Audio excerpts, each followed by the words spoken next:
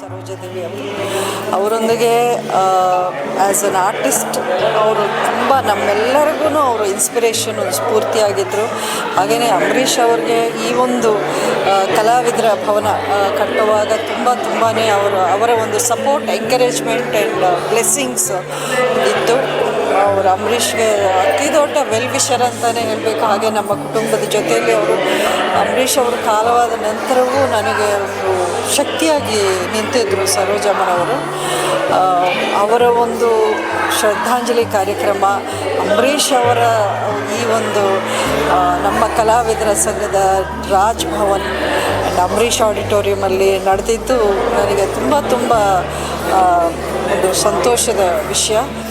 ಸರೋಜಮ್ಮ ಅಂಥ ಆರ್ಟಿಸ್ಟ್ಗೆ ಸಾವು ಅನ್ನೋದು ಇಲ್ಲ ಅಂತ ನಾನು ಭಾವಿಸ್ತೀನಿ. ಖಂಡಿತ ಅವರು ಒಂದು ಇನ್ಸ್ಪಿರೇಷನ್ ಆ್ಯಂಡ್ ನಮ್ಮೆಲ್ಲರಲ್ಲೂ ಅವರು ನಿರಂತರವಾಗಿ ಹಾಗೆ ಅವರ ಒಂದು ನೆನಪು ಉಳ್ಕೊಂಡಿರುತ್ತೆ ಅಂತ ಹೇಳೋಕ್ಕೆ ಇಷ್ಟಪಡ್ತೀನಿ.